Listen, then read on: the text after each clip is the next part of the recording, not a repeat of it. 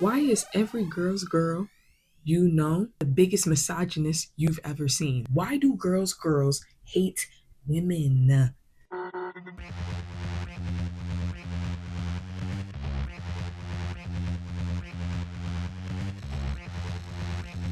One of my favorite things to do is do a full face and talk about the current socioeconomic state of the world. Dude, like, oh my god, like, can we talk about like the political and economic state of the world right now? So let's do that today. Welcome to Elle's World. I am Elle. This is my world. This is my glam room. It's kind of messy, but we're going to ignore that. It doesn't matter for what we're talking about today. If you're new here, hi. Welcome. Bienvenidos. New York. I'm a New York. I don't live in Miami. I like Miami though. It's cool.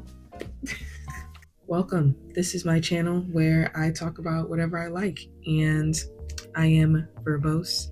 I am bougie. And I'm a big Manhattan girl. I am very much New York. I have an accent. And I like to talk about pop culture, history, things that are going on, current events, commentary. I like to pop it, to be honest with you. I think I want to try and do something really fun and like out of the ordinary that I wouldn't normally do. So I've been seeing all those looks that Zara Larson has had. I'm going to insert them here. I like that green look. I don't know if I can actually duplicate it. Let's go ahead and get that done. My thesis for today, and I can already hear y'all typing. I can already hear it in the comments. But it is, why do girls hate women? They hate women. They hate themselves. But why do they still call themselves girls? Let's get into it. I found the look, put it on my phone. I'm going to prop it up and I'm going to wing it. I don't have the gems. But if I can do it and make it look cute before the gems, I might get the gems. But let's get back to the topic at hand. Before I even get started, let's address my biases, okay? When a woman says to me, "Oh, but I'm a girl's girl," what I really hear is, "I am a card-carrying member of the She Woman Lady Haters Club. I hate you bitches. I hate you. I really do. I say that I'm a girl's girl because that's where I'm supposed to be." Let's talk about why that is. Pop culture doesn't do anything good for girls because the way that they're shown is Mean Girls. It's Vivian at the beginning of Legally Blonde. It's Carrie Bradshaw. And let's start with that archetype right there. Carrie Bradshaw as the quintessential girl's girl. Let's be clear what I mean when I say girl's girl, okay?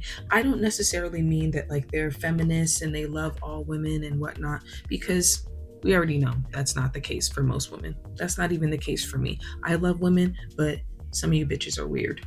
But I mean girl's girl in the way of I am a girl that loves my girls, right? And everyone has their girls. I have my girls.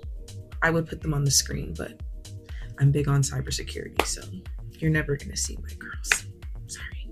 To give you a little bit of background, I have not always looked like this, like, I was a nerd. I still am a nerd. My day job is a nerd job.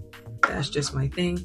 I just found out that people treat me better when I look cute, and I like looking cute, and I have money, so I can do that now. In my previous lives, I have experienced just like normal girlfriendships where you guys are homegirls, whatever, normal. After I did my glow up, I like fell into baddie world, like baddie culture, TM. Like, I didn't even know that that was the case until I invited one of my old homegirls. I'm gonna say homegirl instead of saying girlfriend because, like, I could have a girlfriend, so like I had hung out with my homegirl after years of not hanging out with her, and she saw me after getting out of the cab and was like, "Oh my god, you're a bad bitch."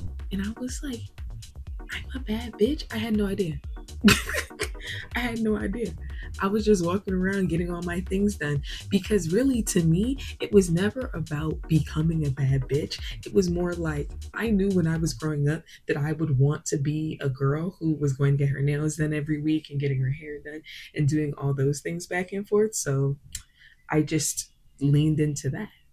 So there I was, a bad bitch. And I begun to meet girls while I was out, other girls who identified as bad bitches. Now, in a way, we don't really identify that way. Like, I identify as a hot girl. Real hot girl shit. More than I identify as a bad bitch, but to each his or her own. I started to meet other girls who were moving in the same kind of sphere as me. And I was under the impression that I was going to be having the same type of friendships that I was having when I was in school, learning about like Italian arias and singing with my girlfriends after class, because that's what weird art kids do. So I just dove into the friendship, like, I'm going in, thinking, yeah, cool, like, this is great, like, new girls to hang out with. One night I was out doing my usual like party kind of vibe, right? So I had gone to, where did I go? I went to a scent lounge in Columbus Circle, really pretty. Just, I love the vibes. Then I went to Tatiana for dinner, which Chef Kwame, top tier. If you have never been there, you need to go there. The oxtail falling off the bone, bitch. Like, this shit is amazing while you get to listen to like black people music. Like, I went there one time and Nia Lee was DJing. Like, come on, like, love and hip hop. After Tatiana, I then went to the Empire, which is the hotel that Chuck Bass owns. Chuck Bass is my spirit animal. And don't even start with that, like, oh, Chuck Bass did X, Y, and Z. I'm talking about Chuck Bass from the book. And if you didn't read the books, get off my feed. Like, don't talk to me about Gossip Girl if you don't know nothing about the books, because those are two completely different storylines. They're not even the same. But anyway, so I was at the Empire. I'm going down in the elevator and I meet a girl. The girl was like, Oh my God, you're pretty. We should be friends. beware any girl that says they want to be friends with you because you are pretty. That doesn't make any sense, okay? I'm using this like orangey cream blush as a base to do the eyes on. So I was in the elevator at the Empire going down on my way to go home, and this girl and I were discussing what drink Blair Waldorf would actually drink if she was at the Empire, because the drink that they have on the menu was something Red Bull related, I think, if I'm not mistaken at the time. This was a couple of years ago. And Blair Waldorf would never drink a drink with Red Bull. She would have like a Vesper or something like that. Honestly, I think she would just do a gin martini. I don't think that she would really bother with any drink that had anything else, but I'll digress. So that girl and I end up exchanging information and we link up like 2 weeks later, maybe like a month later, and we go to Pony Boy in Greenpoint. Is that in Greenpoint, Williamsburg? I don't know where that is. Long story short, the girl was a weird pick-me girl that was like, oh yes, I love my girls, I love hanging out with my girls. We went to Pony Boy, we had a great time. I brought my girls, she brought her girls. It was such a good time. I continued hanging out with her for a while. We actually ended up spending Thanksgiving together because my family is not big on holidays. That was really cool. But she ended up being jealous, which is already a problem. But she was also married. How are you jealous of a single person when you're married? What? That experience taught me something really specific and interesting. Women who are male-centered, when they meet other like high femme girly women and they are not male-centered, they're like personally offended by it. They take it as an affront to everything that they stand for. If you're not actively going out and searching for a husband, then why the fuck are you dressed like that? Like, they really treat you like that. Like, why would you go through all the effort of putting on this outfit, this wig, this hair, all of this, putting on, like, why would you do all of that if you're not looking for a man? And if you're not looking for a man and doing that, and you're looking at me, are you judging me? And then they treat you fucking insane. They treat you insane after that. Initially, it threw me off. Like, I was like, I'm sick of you bitches. I'm over it. But that was only for like 15 minutes after that. I really sat with it and realized that every single thing that we have been taught as women, every example of female friendship we've been shown has been a placeholder. Like, it's not something that has been prioritized for younger women, like women who are in my age demographic. We have shows like Girlfriends, for example. I love Girlfriends. I love Tracy Ellis Ross. Shout out to her. She's the best. But her character in the show was perpetually being disrespected by her friends. Was there not an episode where Toni slept with Joan's boyfriend in Joan's house? Oh, baby, I'm so glad you're still here.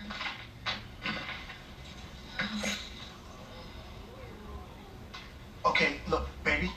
I was just about to get in the shower. That's why I'm like this. And I heard something, right? So I came in to check it out, and she was already so like messy. That. I didn't help her get that way or nothing. Toni, tell her. Come on, I swear, baby. This is not how it looks. It looks like Toni tried to seduce you to get back at me. Damn, I guess it is how it looks. Like, what was that? Like stuff like that. Like, why is that so acceptable in female friendship, And even when you're looking at the housewives, there is a pipeline from bridesmaid to op that happens so quickly. In each franchise, there is at least one combo of that where she was a bridesmaid, now she hates her and yada, yada, yada. Like, it is so typical, and it's always in these girl-centered environments because we are bred to believe that men are a finite resource. Very finite. There's few of them, and we are in competition for them. And the female friendship is what we do in the meantime while we seek out a male that is sufficient. And then once you get with that man, that's your best friend, and you don't need these hoes anymore. Fuck them, throw them in the trash. You'll never hear from them again. But you will hear from them when it is your bachelorette party and time for all of the wedding festivities, but that's usually the beginning of the end, which is the pipeline. It's not like some secret, like, oh my God, what happens to women that makes them stop being friends with their bridesmaids? It's that the friendship has been deteriorating for duration of the relationship. These girls don't actually prioritize their girls. It builds up. You get to the wedding, that girl's girl is telling their friends, Oh my gosh, we have to pay for this and this and this and this. because it's her dream day. But her homegirls are like, you've been a bitch for the last couple years, and now you're asking me to come out of my pocket. And honestly, that girl's girl is probably not being too pleasant about it. But I'll digress. I have been doing so much of this off camera, and I'm so unblended, and I didn't put on a dark enough, like a white powder so that it would pop as much, but I'm not too mad at what is going on. I need to do a lot of blending before I go any further, so let's do that. I kind of love this Pat McGrath palette. I never use the glitters for anything too crazy. I usually don't do anything to my eyes. I am such a lash extension girl where all I do is get my lashes done and I'm done. Like, I'm over. Ooh, that's blending out nice. Ooh. This is not going to be as dramatic as ours is, but let's move on. So back to the quintessential girl's girl, Carrie Bradshaw. Do you remember all of the times that Carrie has said that she's a girl's girl, implied that her friendships mean everything? She's leaned on her friends. She relies on them so heavily, but she'll leave them at the drop of a hat. Hello? Hey! Where are you? I've been waiting here forever. What, didn't you get my message? I left it on your machine like an hour ago. No, I didn't call home. Is everything alright? I thought you were dead or something. No, I'm fine. I'm at Biggs. You're at Biggs? You and I are having dinner tonight. Can I tell y'all a trick that I learned from Kim Kardashian without y'all being like, oh my God, Kim Kardashian, oh my God, what the fuck, I can't stand her. Please, just like no judgment here. So on an episode of the original Keeping Up with the Kardashians, she was putting on mascara or something of the sort, and she had her mouth open. And I think someone asked her why she does that. And she was like, well, like, I don't want to scrunch up my forehead. And then I was like, what does she mean, right? So I then was like putting on my eyeshadow, right? And as you're doing it, I'm doing this.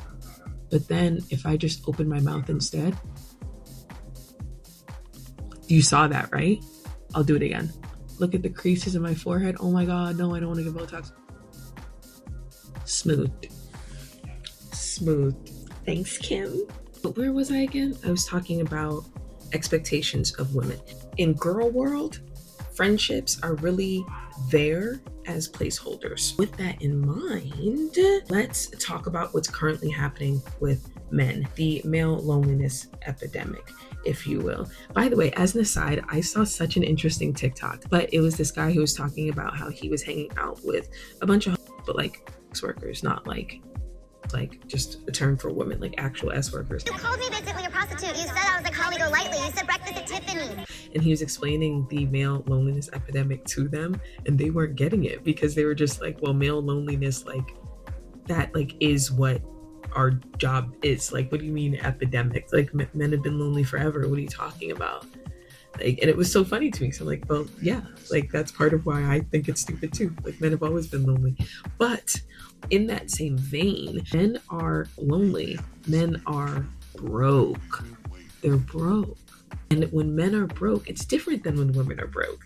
I think that should be studied too. When women are broke, it's uncomfortable, sure, but women can kind of function in society without money better than men can. And it doesn't directly impact their mood. I can hang out with a girl who's broke and she's still gonna be a good time. Have you ever hung out with a broke dude? It stinks. They have a whole attitude. It's awful. And that ties into what we're talking about. How can we continue on in what society wants us to do with the infighting and being girls, but really using that as a way to police other girls? I didn't actually talk about that yet. Let's talk about that. First, let me put on my eyeliner. I can't do that on camera. 1 second. I'm not even gonna hold y'all. I did a really good job on it. I feel like the whole concept of girls girl is, I don't know if I want to call it a psyop. That might be a little deep. But I feel like the whole concept is pushed upon women so that we can use it to police each other. Example, I went out with a group of girls, right? I told them ahead of time exactly what we were doing, gave them the link to buy the tickets to go see the show we were going to go see. It was just a DJ set at Jolene's Sound Room. So we go there, we're talking, whatever. The whole time, this girl and a girl that she brought, let's call her girl A and girl B. Girl A and girl B were talking about how they didn't like the music, they were upset, they weren't feeling it, how they wanted to go someplace else. And then when I was finally like, okay, where do you want to go? They had no suggestions, nothing like that, right? If I were to have said to that girl to fuck off and go find another venue for herself, then I'm not a girl's girl, because I am not supporting this girl who feels like she's uncomfortable in the setting because she doesn't like the music. And that's kind of what happened. But realistically, you knew where you were coming and you could have looked up the DJ, but you chose not to. And now you're making it everyone else's problem. But it was being used to police and to say, hey, you can't just say that this girl's being shitty, because then you're not a girl's girl. But sometimes people are just shitty, right? One of the more recent situations that I've kind of seen this in is anything surrounding Taylor Swift and her latest album, right? And there's like a whole offshoot of stuff that is interesting to me, because I feel like there is one set of discourse that is about what the actual album sounds like, that's coming from the general populace. And then there's like articles about it that don't really make any sense, that are just like, this is a masterpiece, but no one feels this way. But with Taylor Swift specifically, there is a thing that goes on around her where if you are critiquing her, you are anti-feminist. It's very similar to a certain blue and white country where if you critique them, then you are anti the religion that is the most prominent in said country. It's not a critique of what the government of said country is doing, it's a critique of the religion, which is really just a deflection point. It's just a way to deflect from terrible behavior. Coming full circle to the fact that these niggas are broke, you have to make sure that there is language that allows them to still remain at the top of the pecking order, even without the monetary solution. And it's similar to the way that they construct race relations here in America. So you'll notice that Fox News specifically is seeking out a demographic that they feel is easier to convince of a boogeyman, right? If you tell poor white people that there is someone out there who is trying to take from them, then they will have that fear, and that fear will coalesce into a voter base. So that's really effective. The same thing happens with women. We now have all of the verbiage around girls and things like that, and like, oh, you're not a feminist or you don't support women, that we use within ourselves to clock each other. The same way that in larger groups they use certain words to make sure that everyone knows that we are on the same path, on the same straight and narrow. So here we are in a situation where men have steadily been declining in their education rates, their monetary standing, their employment levels. The amount of men who are not employed, they're not in school, and they're not seeking any training is high, and it's raising every day. And this administration likes to fudge numbers. So we don't actually have an accurate jobs report because the person who makes the job report got fired. With all of these things melanging together, doesn't it make sense that something as simple as girls girl turns into a way to police women, the same way that No Child Left Behind turned into nobody can read? It's like the upside down.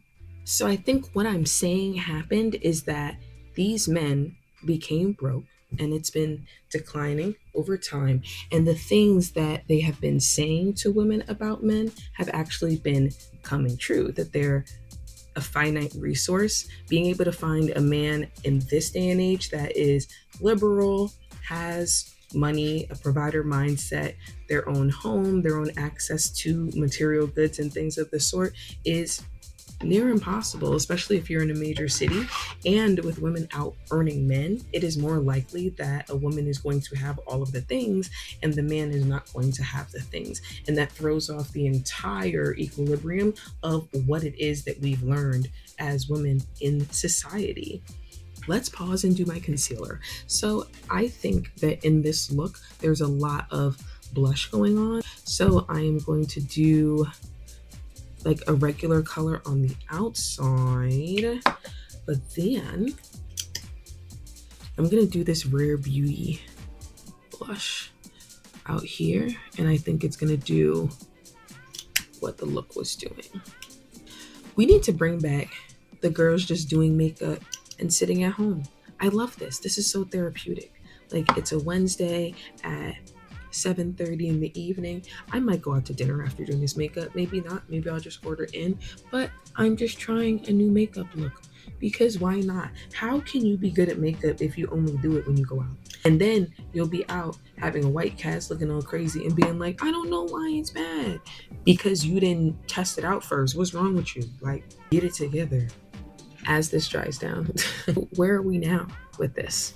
We are in a situation where women are vying for men in a way that implies that they are the prize, when we all know that's not the case. And if you don't know that that's the case, let me go ahead and put you on while I blend my stuff out. When men get with women, their life expectancy increases. They get promotions at work. They're seen as more serious because they have a support system. When they come home, often the home is clean. They have to plan less things because women plan dates. They tend to take care of pets more often, also household chores, as well as just miscellaneous house things. So it's a net positive when a man gets a woman, and they know that. That's why there's an entire industry that falls in line with men getting women, whether it be pickup artists of the 90s and the early 2000s, or now the red pill community. There's always someone who's able to get money based off the desire to exploit women and to control them and to subjugate them. Whereas on the other side, yeah, sure, there's content around women hating men or not liking men, but is that monetarily viable for those creators? Are they making as much money as Andrew Tate? Bring me the highest paid pink pill creator and compare them to the highest paid red pill creator. Inequity. My main complaint about this isn't just like, oh my God, I wish I had friends, yada, yada, yada, because I have friends, I'm good, girl. Don't worry about me. But the complaint is that this situation then eliminates women's ability to get together and chisme, to get together and pop it and gossip. These are the things that help communities. That's why on Facebook, when you see those "Are we dating the same guy" communities, women love that because it speaks to the fact that when women communicate, we work better together.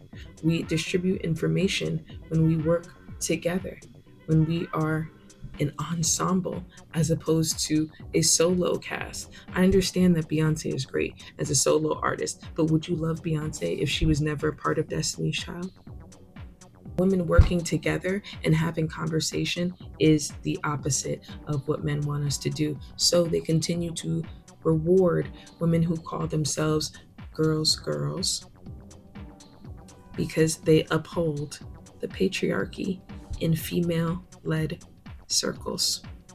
To have next term be referred to as the winter ovestion. Yeah. I feel like I'm cooking with this right now. Both with this, like I'm cooking here. Like this is chef's work, obviously. But I feel like I'm getting somewhere. I don't think I ever heard the true term girl's girl until a couple of years ago, and then it was everywhere. It feels as strategic as cracking the hood, okay? That's all I'm saying. So what do we do to combat this? Because I could just sit here and complain about the fact that women don't support other women in a real, actual, meaningful way, and how that's ridiculous. But that's not really helpful. What can we do to fix it? I kind of propose a couple of different things. One like super tangible way that I think that we can rectify the fact that obviously the patriarchy wants us to hate each other is to get together and dance our faces off and enjoy ourselves. Remember when Beyonce said, "Always stay gracious, best revenge is your paper"?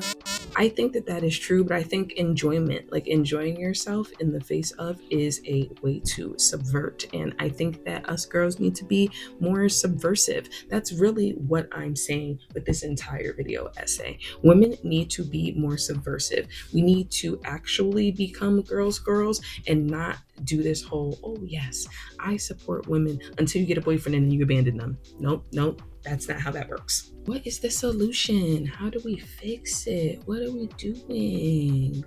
What has worked for me is I went on Bumble BFF. Realistically, being a young, sexy, hot Black girl in New York City, Manhattan to be exact, baby, it is hard to find other women who are doing the exact same thing out in the wild because we tend to do work, gym, home.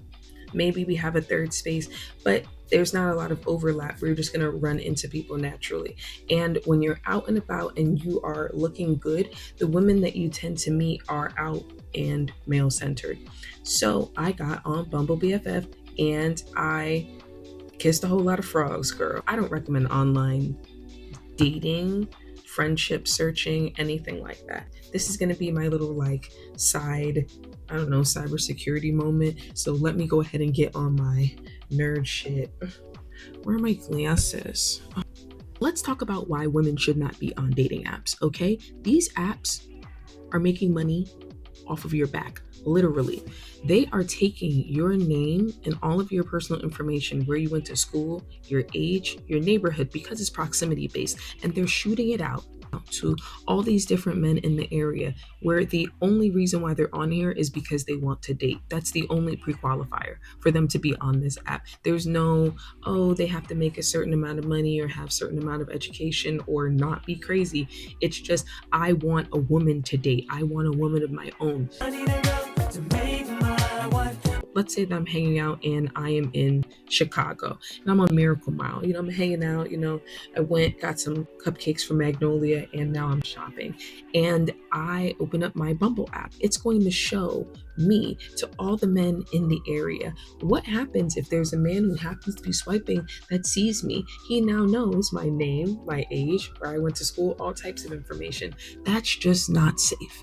That's just poor OPSEC, okay? Operation security, if you will. You are an operation. Keeping everything that you have going on is an operation. Keep that secure. Don't be on dating apps. But I want to date. I don't know what to do. Go outside. I'm sorry. You have to go outside. You have to find some hobbies. You have to do something different. You can't just be throwing your information up there. I'm going to close out this tech minute by just telling you, get the fuck off of dating apps. They're weird. So anyway, I was on Bumble BFF and I finally found a friend that I really enjoyed. She is amazing and we go out and we paint the town. You need to get you a friend that wants to go out to celebrate life just because life is life. We go out and we go sit at bars, perch up to be cute. We're not looking for men. She's married. She's married. Okay, she's married and enjoys that. I'm not married and I enjoy that. And we go out and we try different drinks. We have a good time. We dance our faces off and we live our actual best Sex in the City life. It's like hanging out with another Samantha. Because if we're talking Sex in the City, I'm a Samantha, if you can't tell. I feel like this is a pretty good, like, lived in version of this look, which I love. I don't have my rhinestones. I'm definitely going to do it again with a white shadow as the base. Maybe a black shadow as the base, actually. Let's do a lip combo. I can't talk while I do this.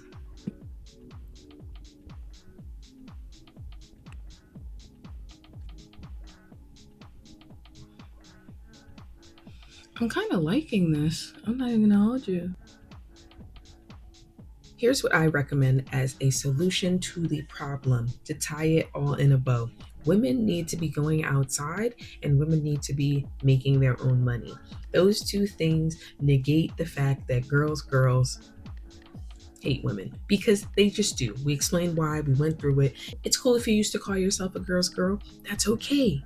But at this point, we know that that's just a term that's being used to divide us. Live the life that you want to live so that you can meet other women living that life. Hello. Another option is that I was talking to that friend that I made. We're going to throw a girls' night in New York City, and I'm going to open up a wait list so that I can kind of gauge the interest. I'm going to put the link in my bio, and we are going to go out to 3 different places that night. I actually already know where those places are. The first one is the Faina. I'm not going to ruin the other 2 places, but I want to do a girls' night where before we go out, we can get on a group chat and I will lead icebreakers and things like that, get the conversation going so that then when the night out comes, you already feel like you know everybody and you're primed to just have a good night. Like, we'll plan everything for you. You're just paying one price up front and then we are going out for the night. Black trucks, dress up, open bars, nice. With that said, I was considering doing a gloss. Yeah. I do think that this is a look that I'm gonna do when I actually have a place to go. And I think I'm gonna get the gems and do the whole bit. What do you guys think? I think it's like, well, I guess I just told you what I think, right? That's all I've got for you today. I will come back tomorrow with something different, some other commentary, some other thought, but I could guarantee that it will be me talking a lot and me doing something glam. Bye.